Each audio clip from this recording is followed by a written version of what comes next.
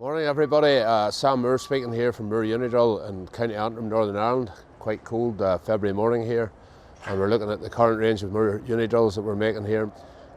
Very successful range of drills, extending basically 3 metre machines.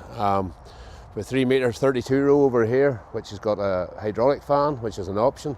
A 3 metre 32 row machine here, 90mm row spacing, 3¼ inches, and it's got a PTO drive. That's the one we sell the most of. And over here, a 24 row machine, which is more useful for arable applications. It's got 24 rows, 125mm or 5-inch row spacing. I'm going to give you a quick tour around the 32 row machine, which is our most popular machine, specifically designed for our grassland applications. It's a 3-point linkage machine. It's on category 3 pins, category 3 linkage. And it's got rubber suspension on single discs, which are at the standard uni drill angles, which we've always used. We've developed them, we've put a better bearing system in them here, so you can see the new bearing here. It's a pure bearing, a totally sealed bearing, and we've been using these for 3 years and we haven't had a failure yet on any description.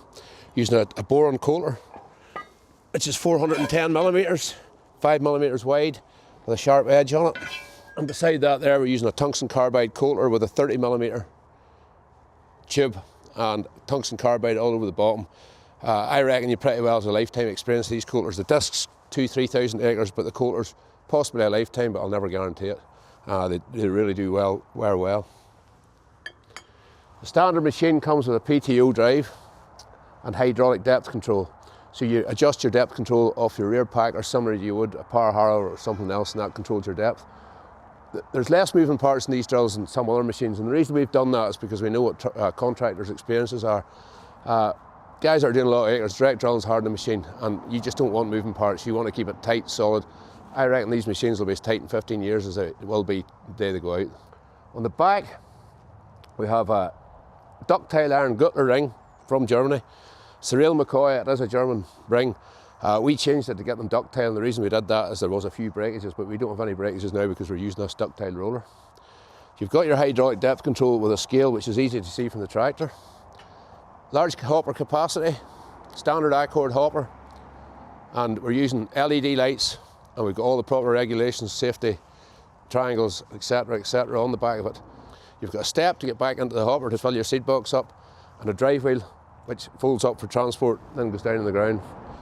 I-cord metering, and the I-cord metering will allow you to do anything you want. If you want to do clover at 0.5 kilograms per hectare, or you want to do peas or beans, that metering system will do it with everything that's on that. People always ask about calibration. I usually tell them to read the book, but failing reading the book, the way to calibrate the machine is to take the drive wheel off here, put the calibration handle on here, and the proper procedure, if you want to do a really accurate calibration, is to take it off down here, put a bucket underneath it, and turn the handle 85 turns. 85 turns is 1/10 of a hectare, and it'll come up as 100 on the clock here. The reality for me, when I'm doing, well, mainly where I live around here, it's doing grass seed. So what I do for grass, there's a few wee secrets for grass, right? If we open this up here, you can see the metering wheel here. I like to open up this aperture a lot wider, because as you can see here, normal grass seed setting, there's not a lot of room here, and grass can tend to bridge in there. So what you do with an I-cord hopper is you pull this red cog out, like such, and as you can see at the same speed in my hand, these are only turning at half the speed, whereas when I slide it back in here, you can see how much faster it's going. By pulling it out, you're going at half speed. With half speed, you actually slide your aperture wider, and that means that you get less bridging because your metering wheel's going slower, your aperture's wider, there's more room for the grass seed to get in contact with the metering system, and as a result of that there, you get a far better evener feed for grass seed. So what I do when I'm calibrating it, usually set it up on the chart, and I do use the chart. The chart is very accurate. And I set the calibration counter back to 0 when I put a bag of grass seed in and go out and do an acre. Whenever I think on the tractor I'm getting near an acre, I really just get out of the tractor and look in the back and judge, is that putting it on too fast or too little? So make the thing smaller or larger based on what I can see sitting in the bottom when we're near an acre. So use the chart, put a bag in it, check it, check how much is in it when you're near an acre. An acre in this clock is 400, a hectare's 1,000. Nice and simple. One of the options we have for the drill is a 32/16 shut-off head. At the top of the air seeder, there's a 32 outlet head, but some people prefer to sow forage crops at wider row spacings because it helps the roots develop. So what we have here is a shut-off head, which basically you take the 6 butterfly bolts off the top, set that in, and that'll sow every other row instead of every row. Very simple piece of kit. So that's the standard machine. This one here has got the hydraulic option, so you've got a hydraulic fan. Hydraulic fan's driven with the tractor. It probably uses a maximum of 25 litres of oil from your tractor. You've got a rev counter which goes in the cab, and that's the only bit of electronics on it. Your standard machine just has a mechanical hectometer on the back, which will tell you either acres or hectares as required. And all you've got is one set of hydraulic valves in this machine for your up and down, and a flow and return for your hydraulic drive. And that's all there is there. Key features in the machine is indestructibility.